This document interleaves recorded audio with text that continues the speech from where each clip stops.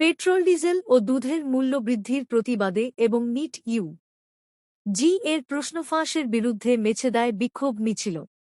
আজ থেকে পেট্রোলের লিটার কিছু ৩ টাকা ২৯ পয়সা, ডিজেলে ৩ টাকা ১১ পয়সা, আমূল দুধের লিটার পিছু ২ টাকা দাম বৃদ্ধির প্রতিবাদে এবং নিট ইউ.জি এর প্রশ্ন ফাঁসের বিরুদ্ধে এসইউসিআই কমিউনিস্ট এর পক্ষ থেকে আজ মেছেদায় এক বিক্ষোভ মিছিল হয়।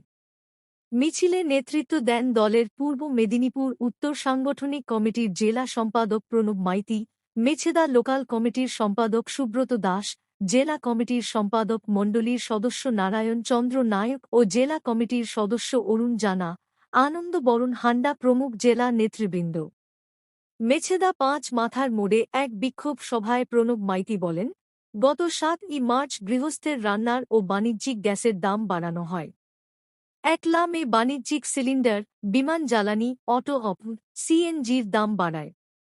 আবার গতকাল ১৫ই মে পেট্রোল, ডিজেল ও দুধের দাম বাড়ানো হয়, যা আজ থেকে কার্যকর হওয়া শুরু হয়েছে। প্রধানমন্ত্রী নরেন্দ্র মোদী বলেছিলেন দেশে গ্যাস, পেট্রোল, ডিজেল যথেষ্ট আছে, যোগানের অভাব নেই। কিন্তু বাস্তবে কি দেখা গেল? পশ্চিমবঙ্গের বিধানসভা নির্বাচনের পরপরই পেট্রোল, ডিজেল ও দুধের দাম বাড়ানোর কথা ঘোষণা করেছে এবং আরও বাড়তে পারে বলে ইঙ্গিত আছে। এর ফলে সমস্ত জিনিসপত্রের দাম বাড়বে, সাধারণ মানুষের জীবন জেরবার হয়ে পড়বে। তাই সর্বস্তরের মানুষের কাছে সরকার যাতে এই সিদ্ধান্ত প্রত্যাহার করে সেই মতো জঙ্গি গণ আন্দোলন গড়ে তোলার আহ্বান জানান।